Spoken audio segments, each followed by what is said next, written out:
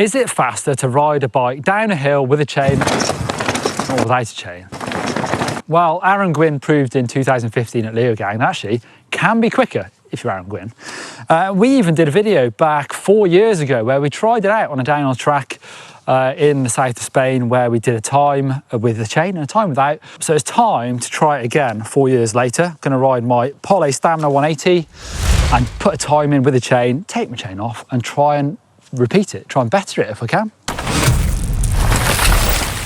The track I'm riding today is kind of flat at the start and then it gets really rough, pretty technical. So I'm expecting to lose some time without a chain. I'm gonna have to do some sort of running jump to get going. But then in the bottom half, it does get super rough. And I did a video a couple of years ago actually about how your chain can affect your rear suspension. I actually made like a neutral gear, I called it.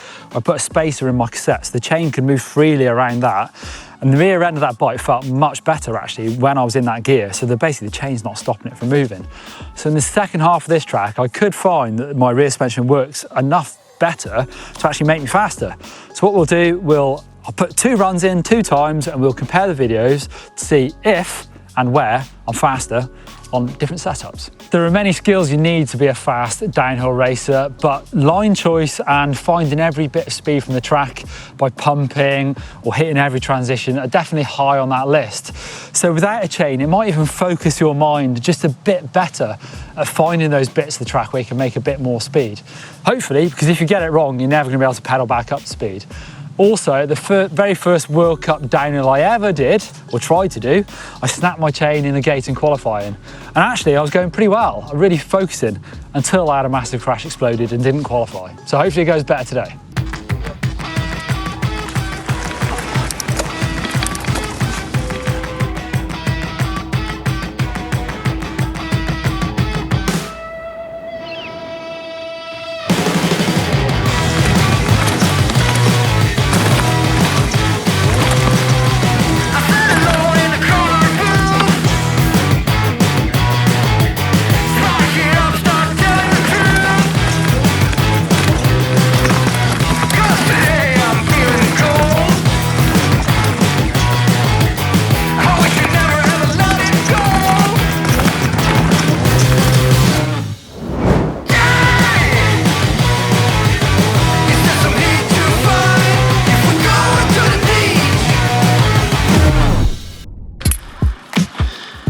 Ready to roll. I've gone the whole hog. I've got rid of the shifter as well, because why not?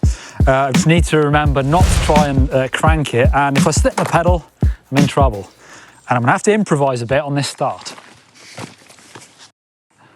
All right, here goes nothing.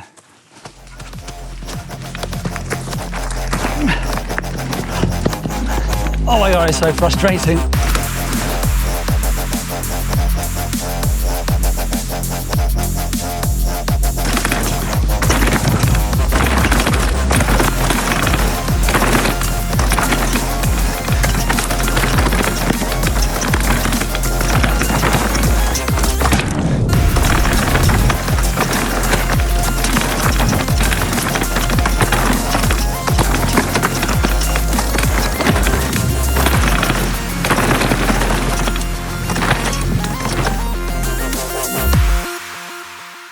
I've ridden this section of track quite a lot recently. There's a couple of big lumps there. You sort of jump the one, squash this, and there's a big gap. I've never actually done it. Well, it feels like a gap, and I'm sure it was quite on, because you basically jump in. I don't know if you can see that, but this is like a really steep, lumpy, there's a big step in it, down slope onto the fire road. And if you just go through this fast, you end up dropping off that quite a long way onto the fire road, and it's pretty horrible. It's a big old heavy landing. So I've wanted to jump this for ages. The tricky part is it's kind of really rooty. If you see this on the way in, super rooty, and there's a bit of a lump there as well. So you have to squash that lump and then pop from this root here, and then, and now what's that?